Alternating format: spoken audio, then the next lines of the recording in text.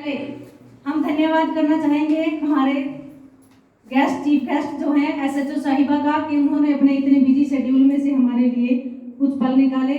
और अब मैं उन्हें स्टेज पे आमंत्रित करना चाहूंगी कि वो हमारे बच्चों के लिए हमारी प्रेरणा बने और हमारे लिए कुछ पोषक करें। वेलकम।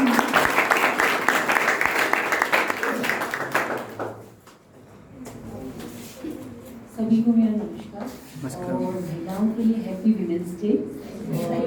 JCI असंध एकेडमी में बुलाने के लिए सभी मेरी तरफ से बहुत बहुत धन्यवाद।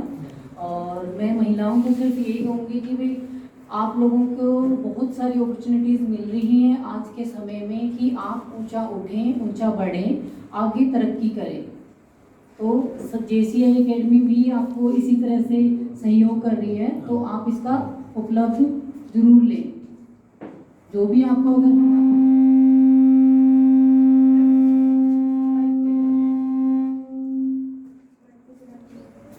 पुलिस से संबंधित अगर कोई भी माइक की साइड कर दो। कोई नहीं, हम बिना माइक के काम चला लेंगे। इतना तो हो जाएगा। हाँ जी, हाँ जी। पुलिस भी आप लोगों के सहयोग में समय समय पे आपको अच्छी अच्छी गाइडलाइंस बताती रहती हैं। जैसे महिलाओं के लिए पहले हमने 1091 चलाई थी, दुर्गा शक्ति आप लोगों के लिए अवेलेबल थी, और अभी भी 112 डायल 112 भी आप लोगों के लिए अवेलेबल है। और आजकल ज़्यादा तो फ्रॉड्स के अकॉर्डिंग भी आपको क्राइम हो रहा है, जैसे आपके फ़ोन से पैसे वैसे निकलते हैं, तो उस चीज़ के लिए भी सरकार ने तुम लोगों के लिए हेल्पलाइन नंबर जनरेट किए हुए हैं। तो आप लोग सभी उन हेल्पलाइन नंबर्स का यूज़ करें, मिसयूज़ ना करें। तो जैसा आप लोगों को लगता है कि मैं 1091 पे फ़ोन कर रही हूँ या कोई भी चीज़ है या आपको इमरजेंसी हो तभी आप उस नंबर का इस्तेमाल करें तो आपको यूज़फुल होगी। अगर आप रूटीन में उस नंबर का यूज़ करती हैं तो वो आप लोगों के लिए मिसयूज़ होता है। अब काफ़ी सारे लोग ये कहते हैं कि 1091 का क्या उपयोग है, वो समय पे तो पहुँचते नहीं हैं। तो समय पे ना पहुँचने का कारण आप लोग ही हो, क्योंकि आपको ये लगता है कि छोटी मोटी लड़ाई हुई है उसी पे 1091 को बुला लो। तो पुलिस पर्सन जितने भी अवेलेबल हैं आपके जुरिडिक्शन में वो आपके सामने ही हैं। अब विमेन पुलिस स्टेशन में हम यहाँ पे 4 जो मेन है वही हैं। अब 4 के लिए बताइए आप कौन कौन कहाँ कहाँ पहुँचेंगे।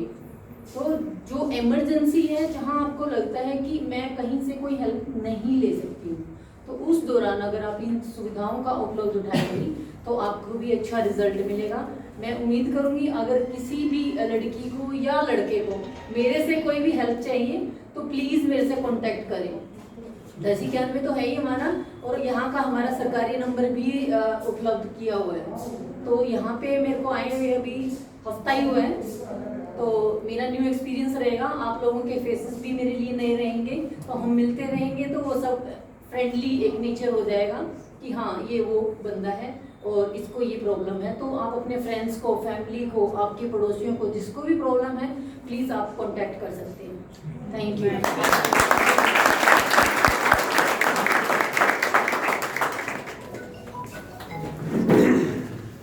Thank you ma'am, thank you SHO साहिबा के अपने अपने विचार हमारे साथ साझा किए। और मैम ने जैसे कहा है कि अगर हमें इमरजेंसी होती है तो हमारे लिए ही है 1091 पे हम कॉल कर सकते हैं। लेकिन ये नहीं है कि घर में थोड़ा सा कुछ किसी के साथ मनमुटाव हुआ और 1091 पे कॉल करो, भाई बुलाओ पुलिस को। इनको और भी बहुत सारे काम होते हैं, ठीक है। तो ये हमारी सुरक्षा के लिए ही हमें दिए गए हैं। तो अब मैं एडवोकेट मंजू राणा जी से अभी वो निवेदन करती हूँ कि वो आए और कुछ कहिए।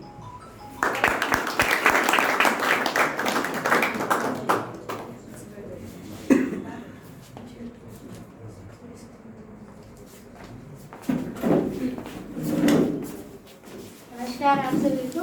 आज अंतर्राष्ट्रीय महिला दिवस पर मैं सभी लड़कियों को और महिलाओं को और एसएचओ मैम और हमारे स्टाफ मेंबर्स को सभी को बधाई देती हूँ कि आज हमारा सौभाग्य है कि आप लोगों के बीच में आने का हमें मौका मिला। और जो जिस लेवल पे आज हम हैं, हम भी चाहते हैं कि ये बच्चियाँ आगे होके, ये नहीं कि इनमें से कोई एक आगे बढ़े, हमारा यही रहेगा कि आप सभी ऊंचाइयों पे पहुँचें और अपने परिवार का नाम रोशन करें। तो इसमें एज ए एडवोकेट मैं ये कहना चाहूँगी कि आजकल जो डे बाय डे जो केसेस आ रहे हैं, तो उसमें मेन केसेस पे हम फोकस ना करते हुए रोज रूटीन वही मैडम के सामने आता है केस, वही मेरे सामने आता है, तो उसमें हम ये कहना चाहेंगे कि अगर पेरेंट्स आपको घर से बाहर भेजते हैं तो आप उसका मिसयूज ना करें। अगर गर्ल्स जाती हैं, बाहर जाती हैं, आप नारी एक ऐसी शक्ति है जो दो परिवार की इज्जत होती है, समाज की इज्जत होती है, परिवार की इज्जत होती है, खासकर अपने फादर के लिए वो एक बहुत बड़ी चीज होती है। तो अगर हम संस्कारों में रहते हुए आगे बढ़ेंगे तो हमें कोई भी माँ या बाप या कोई आगे ससुराल में भी कोई हमें रोकने वाला नहीं है। अगर हम अपनी मर्यादा से आगे बढ़ेंगे तभी हमारे समाज में भी हम नहीं सुनते, फिर भी हमारे आगे पीछे कोई ना कोई बोलता रहता है कि वहाँ जाती है, ये करती है, वो करती है। तो ये जो सब कुछ हमें सुनने को मिलता है वो तब जब हम अपनी मर्यादा को पार कर जाते हैं। एक पेरेंट्स आपको पाल पोस के बड़ा करता है, वो इसलिए नहीं कि आप बड़े होके उनको उनकी आंखें शर्म से झुका के फिर आप आगे बढ़े। मैरिज होना तो नॉर्मल सी बात है कि आप आज नहीं तो कल होनी है वो, बट अगर आप अपनी पेरेंट्स के दायरे में रहते हुए उनकी इज्जत को ध्यान में रखते हुए आगे बढ़ते हैं तो वो उनके लिए भी एक सौभाग्य की बात होती है और हमारे लिए भी एक सौभाग्य की बात होती है। कोई भी पेरेंट्स ऐसा नहीं है। मैं एक राजपूत फैमिली से बिलोंग करती हूँ, पर मेरे को परिवार में पीछे से मेरे डैडी एयरफोर्स में थे, मैं वहाँ पली बड़ी, फरीदाबाद से मैं बिलोंग करती हूँ। यहाँ में बिगाने में मैरिज हुई है, ये दिलबाग सिंह राणा जी मेरे जेठ जी हैं। तो आज जो ये मेरे को ये मौका मिला है इन सभी के सहयोग से मिला है। इनको लगा है कि हाँ ये कुछ कर सकते हैं समाज में। तो आज जहाँ हमारे पास राजपूत फैमिली में पर्दा प्रथा बहुत ज़्यादा थी, बट उसको भी एक दरकिनार रखते हुए हम आगे बढ़ रहे हैं कि इसीलिए कि हमने अपनी मर्यादा में रहे हैं। आज ये मेरे सामने बैठे हुए हैं और फिर भी हम यहाँ पे आपके सामने प्रेजेंट है, वो इनका यही हमें आगे मोटिवेशन कर रहे हैं कि आप आगे बढ़ो।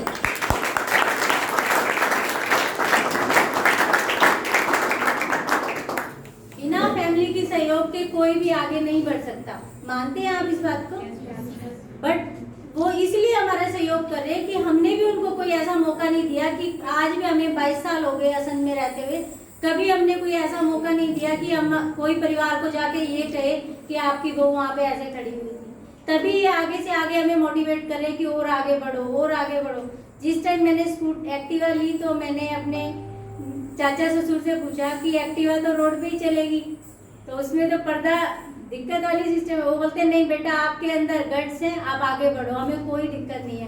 तो इन्हीं लोगों के आज मैं अपने जेठ जी का सम्मान करते हुए कहती हूँ कि आज हम बढ़े हैं तो इन्हीं लोगों के कारण हम आगे बढ़े।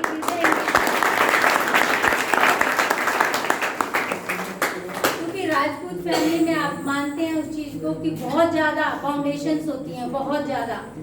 बट जब तक मेरे फादर ने एक ही बात कही थी, वो आर्मी ऑफिसर हैं, तो उन्होंने एक ही बात कही थी मेरे को,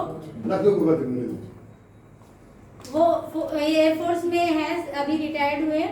तो उन्होंने स्टार्टिंग से हमें ये बात कही थी कि आप कपड़ा पहनो, महंगा पहनो, बट ऐसा नहीं पहनो कि उसमें चमक हो। अगर आप निकलेंगे और आपने चमकीला भड़कीला चीज आपने ऊपर डाली हुई है तो ना चाहते हुए भी किसी की नजर तो पड़ेगी। वही चीज है कि खादी पहनो, बेस्ट पहनो। अच्छा ये नहीं कि आप अपनी पर्सनैलिटी के साथ समझौता करें, बट वैसा करें कि आपको कोई ऐसा नहीं हो कि आप किसी की आंखों में खटके और आप किसी दूसरे ही रास्ते पे चल पड़े। अगर आपने फादर ने आपको सारे समाज से लड़ भीड़ के आप उनसे सारी चीजों में आप वो अपना क्या करते हैं कि कोई समाज में बोलता है लड़की को आगे नहीं बढ़ाना, फिर भी वो आपको आगे भेज रहे हैं, तो आपका ये कर्तव्य बनता है कि आप अपने फादर की इज्जत को ध्यान में रखते हुए आगे बढ़े और उनके नाम को रोशन करें। ये ना हो कि दो चीज से नाम रोशन होते हैं, कहते हैं न्यूज़पेपर में खबर आई है, वो दोनों तरीके से आ सकती है। आप बुरा काम करेंगे तब भी आएगी, अच्छा काम करेंगे तब भी आएगी। तो क्यों ना हम अच्छाई की तरफ बढ़े। तभी हमारा ये है कि कभी भी मैं ये कहना चाहूंगी आज अंतर्राष्ट्रीय महिला दिवस पे कि जो लेडीज आगे बढ़ी है हम उनको तो ध्यान में रखते हैं, बट आप ये सोचो कि आज मैं भी ये प्रण करती हूँ कि मैं भी आगे बढ़ूंगी और इन सभी लेडीज की तरह नाम रोशन करूंगी, पर अपने संस्कारों में रहते हुए करूंगी, तभी फायदा है। अदरवाइज आप आगे बढ़ रहे हैं और दो आदमी पीछे से बोल रहे हैं तो उसका आगे प्रोग्रेस का कोई मैटर नहीं है। आप चाहे कितना भी ऊंचाइयों पे जाओ, बट मैं उस चीज को नहीं मानती कि आप आगे बढ़े हैं। अगर आप संस्कारों में रहते हुए अपने फादर के नाम को, अपने आगे ससुराल वालों के नाम को ध्यान में रखते हुए आगे बढ़ रहे हैं, तो आपकी प्रोग्रेस वाकई ही प्रोग्रेस मानी जाएगी। Thank you so much.